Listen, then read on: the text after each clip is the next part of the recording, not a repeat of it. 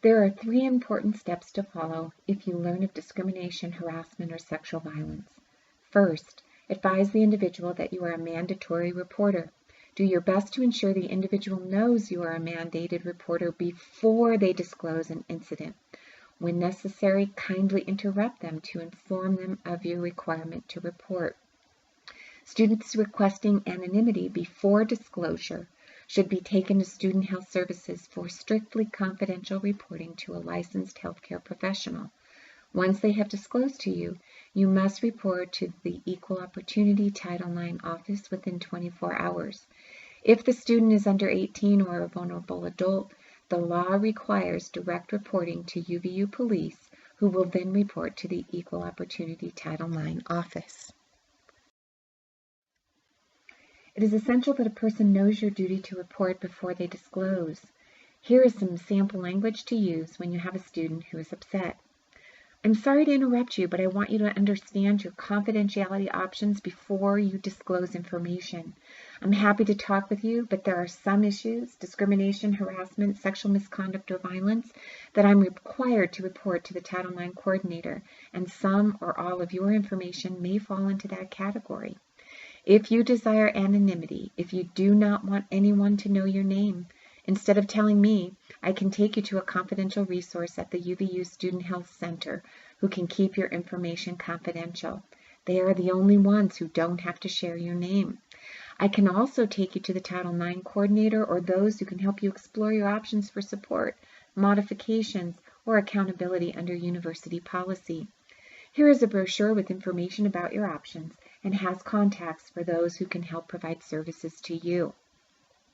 Now, this sample discussion is very important because it lets them know of your duty, helps you instill confidence and trust, and also gives them the brochure which tells them the 70 things every college and university is required to tell them if we learn of unwanted sexual contact.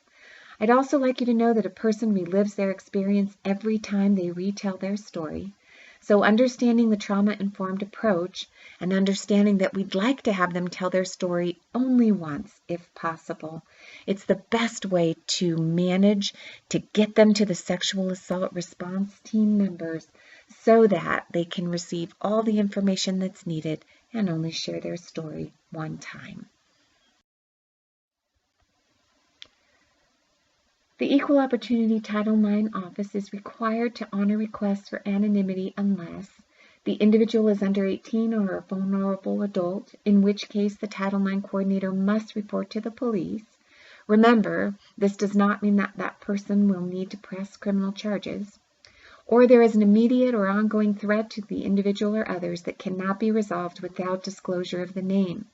Remember that the Clery Act imposes that if we are aware of an immediate safety risk, our UVU police chief must issue a timely warning through email and text to alert the campus community and assure they are aware of the risk and they can stay safe. Note that honoring requests for anonymity can hinder resolution as it may prevent disciplinary process for the perpetrator as due process requires disclosure of specific wrongs, and it may limit the ability to maintain safety, such as initiating no contact orders. If a person truly wishes to remain anonymous, it is possible that the only option for the Title IX coordinator is to provide training to the perpetrator. Because perpetrators, on average, perpetrate their offense approximately 6 times, if the Title IX coordinator becomes aware of a pattern of misconduct, the Department of Education requires that we must notify any prior complainants and provide them the opportunity to come forward after additional offenses have been reported. In the cases of sexual violence, the university may be obligated to proceed and may not be able to honor requests for anonymity if a pattern has been discovered. To help you meet your reporting obligations, this list describing the levels of confidentiality and available services for the Sexual Assault Response Team, or SART members, can be found at equalopportunity.uvu.edu. The second step is to provide the individual the support services and options brochure. The Support Services and Options brochure lists the options and services which we are required to explain in every case of sexual harassment, violence, or assault. It is best to read the pamphlet now before you have the need to know while you are serving someone who has disclosed a concern. The pamphlet describes how to preserve evidence, obtain a rape kit from the Merrill Gapmeyer Clinic, that doing so does not require the person to press criminal charges. It also explains how a victim advocate may assist them, options for interim measures to keep them safe on campus and to keep them enrolled in class, and options to report to the police or not, request a code of conduct process or not, neither or both. And 3, as a responsible employee, you must report to Equal Opportunity Title IX office within 24 hours of discovery, or use UVU Ethics Point at www.uvu.edu/audit/concerns for after hours or reports during travel. These are the key members of the UVU Sexual Assault Response Team, or SART. Together, they provide help and support to people who have had an unwanted sexual experience. SART members are professional UVU staff members trained and prepared to assist by identifying medical, legal, counseling, and academic assistance needs, identifying the appropriate campus or community assistance services, explaining options such as filing a police report, civil suit, reviewing disciplinary options, discussing safety plans, housing options, and classroom modifications, providing follow-up to determine if the services have been obtained and have met the individual's needs. Members of the SART help students make these choices. Members of the SART can also assist employees with requesting options from HR, such as family medical leave if they need to be absent, or accommodations under the ADA if they need modifications in the workplace in order to continue working. We are here to help connect the person to those resources most valuable to their personal choices. In some cases, there may be an associated safety risk. The UVU Behavior Assessment Team, or BAT, meets regularly to identify and assist troubled students and employees and evaluate possible safety concerns. Their primary purpose is a proactive response before a student or employee escalates to anger or violence when possible. To make a report, contact UVU PD at 801-863-5555. The Student Response Team is the emergent response section of the Behavior Assessment Team.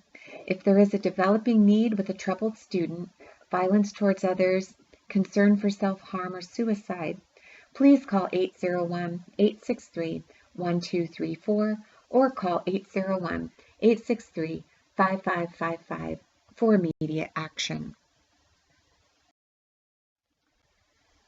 Now that you have a better understanding about your responsibilities, you can see the best case scenario if you learn of student sexual misconduct would be that before Casey discloses her story, you advise her that you have the duty to report, and that if she does not want anyone to know her name, she should go to Student Health Services because they are the only ones on campus who do not have to report her name. They are also trained members of the SART, and they can provide all the information about help and support. If it's comfortable, step 2, give them the brochure. If it is not comfortable, just let us know when you report, and we'll get that brochure to them.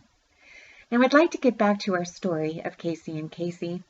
Let's talk about some of the things that we might be able to do as a SART member. So they're in the same class, they live in the same apartment, they see each other on campus all the time. Casey is now struggling and has actually stopped attending her classes. The Title IX office can implement interim measures to ensure that Casey is not creating a hostile environment here in the educational world. We can change his classes. We can write a letter to support having him removed from her apartment. We can also talk with you as a faculty member and explain that there is a legitimate reason that Casey has missed a week of school and ask for you to allow her to make that work up. Now, we will not disclose what has happened on Friday night. That would have to be confidential. So unless she has disclosed it to you, then you would not know. We're asking you to trust that we have verified there was an actual reason and that you will allow her to make up that work. I also want to talk about what could the students have done in that case. The students could have filed an anonymous report on Casey's behalf. Remember, they saw her leave crying. They knew she'd been upstairs. There were only bedrooms there. So let's suppose she never tells you, she never tells us, but we receive an anonymous report that there's a concern about Casey. We initiate what's called the soft reach. We reach out and say, Casey, we understand you may have a concern. We want to let you know we have people here to help and support you. Please let us know if there's anything we can do. By receiving that report from the student who chose to be a bystander and to let us know she might need help, we have now given her access to the information so she can determine if there's anything we can do to help her. That's the way the system works. That's why we want you to have this training. That's why the students are receiving the same training, because it's about making sure the students stay in education and that an unwanted sexual event does not prohibit them from their future.